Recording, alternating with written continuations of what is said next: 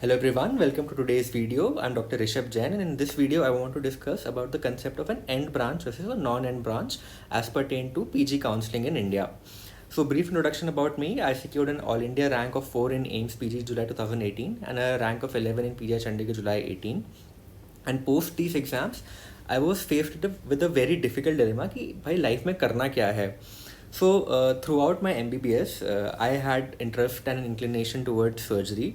I attended the surgery postings well. I had scored good marks in surgery in my final professional years. I attended the internship surgery posting pretty well. Used to get scrubbed in OT cases and used to assist SRs and JRs in minor OT cases. But when my actual rank came, I decided to take up radiology, and I'm pretty happy about my decision that I took it. But 4 years into radiology now, I have realized that there is nothing called as an end branch or a non-end branch. And so hence in this video, I want to discuss it with you and take you on board that why I feel about it, and if they're really an end branch. So let's start about the journey of a doctor in India. Most people, most students, if they get into MBBS in the first attempt, are around 18 years of age. If you get into MBBS in your first, second or third attempt, you're around 19 or 20 years of age. And post MBBS, most of the students will be around from 23 to 25 years. PG prep in most of the colleges in India takes around 1.5 years because internship in India is pretty hectic. And by the time you complete your MD, you are about 27 to 29 years of age. Now, this is the time when the primary training of a medical graduate in India is completed in its entirety. So there are two options that most people take post their MD.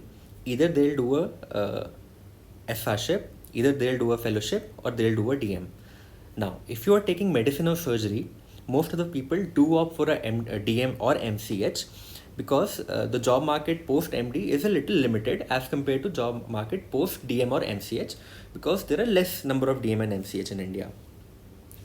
And still post MD, if you're planning to do a DM MCH, usually the time preparation most of the doctors take is around 1 year, and by the time you complete your DM, you're around 30 to 33 years of age. And some people even do fellowships post DM, जिसकी जितनी श्रद्धा. Now, so from 18 till 30 years, this is an entire training period of a medical graduate in India or a medical student in India if he opts for an MBBS course post his 12th exam. And I'm still not accounting the bond years that he has to serve post MBBS, post PG, and post DM.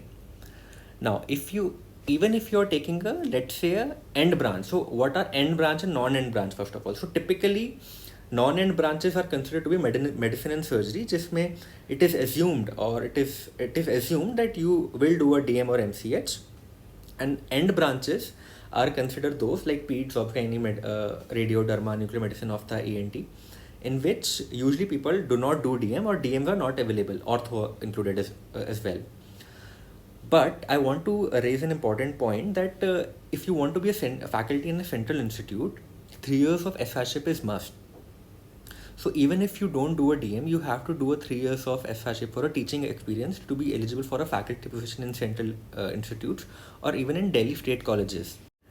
Why people choose to be in central institutes? Because there are better academics in these institutes, in these hospitals, and the salary in these institutes are better than state medical colleges. If you don't want to get into government setup, and if you don't want to get into academics, and you decide to settle and or do private practice in tier 2 or tier 3 cities, then DM, MCH or your SRship does not really matter. I think most people do opt for a 1 or 2 year SRship post their MD, even if they want to settle in tier 2 or tier 3 cities. But DM or MCH is not really necessary because you get decent job opportunities in tier 2 and tier 3 cities post your MD, MS as well. And if you want to settle in tier 1 city like Delhi, Kolkata, Chennai, Bangalore, Mumbai, then you need 3 years of SRship, and you need fellowships, and you need DM and MCH if you're taking, let's say, not so end branches like medicine and surgeries. So the duration is exactly the same. If you want to settle in tier 1 city, you have to do either SRship or fellowship, else you do a DM MCH. But if you want to settle in a tier 2 or tier 3 city, then MCH or DM is not really required, and hence everybody will do an SRship. So at the end, I realized that there is no concept of an end branch. Choose the branch which you love, because that will give you immense satisfaction, even if even if you are struggling, even if you are putting lots and lots of hours into your work. So just a brief discussion about the post MD scene in India in each specialty, because I think this is important to keep in mind even if you're taking a PG seat. So PEDS in pediatrics, DMs are pretty common nowadays. They have a lot of DMs are coming up in all central institutes as well as state medical colleges. But unlike medicine and surgery, DM in pediatrics is not so competitive. The prep time for DM is less. 6 months to 1 year, people are able to crack pediatric DMs. And DM is not compulsory if you're practicing even in a tier 1 city, I would say. There are a lot of fellowships, and people do fellowships in, let's say, bone marrow transplant, in pediatric oncology, gastroenterology, pediatric rheumatology, and they are practicing even in tier 1 cities with just fellowships. The trend of post-DM fellowships is very less in pediatrics as compared to medicine or surgery, in which even people do fellowship even after DM MCH. Now, Gynae ENT are branches in which the DM is recently introduced, and predominantly in central institutes and some colleges of South India. But the DMs is less competitive again as compared to DMs of medicine and surgery. And there are a lot of fellowships that are available, especially in gynecology, post your MD, and many of which are private, but government fellowships are still less. Hence, they are also very competitive. Now comes the typical end branches like ortho, derma, radio, nuclear medicine, ophthalm, psyche, and path micro if you're into paraclinical subjects, in which SRship now I think is a must. Everybody does an SRship because MD itself is a little bit incomplete. You do not get to learn complete speciality in your MD, because the residency in India is structured that way now. So most people would end up doing an SRship either in a government setup or a private setup. And fellowships, since these are specialties which do not have DMs right now, or few of them even have DMs like radio or ortho and ophthalm, even psychiatry, but people still want to subspecialize because in tier 1 cities you need to have your own niche, and hence SRships and fellowships even in these end branches are pretty competitive. You ask about a SRship in radiology at AIIMS Delhi and you will realize that it is very competitive. Similarly, for these end branches, the big cities are saturated, hence you need to put yourself out there in a format that I have done a fellowship. Hence, I think the hustle even in these end branches is still there. The fellowships are are tough to get, as I discussed, and salaries are limited even in these end branches. So even in these end branches, if you try to settle in a tier 1 city, the salaries are limited. You won't be paid as much as you would be, let's say, post DM or post MCH and if you do even some fellowship post DM or MCH. The government, another important point to be taken is that in these end branches, especially derma, ortho and ophthalm, the government jobs are limited. This is not really valid for radio, because radio is now an integral part of clinical management, as every hospital and medical college needs a radiology department. But in other end branches, the government jobs are still limited. Unlike medicine, surgery, peds and gynae, in which a lot of vacancies keep coming up in government jobs even.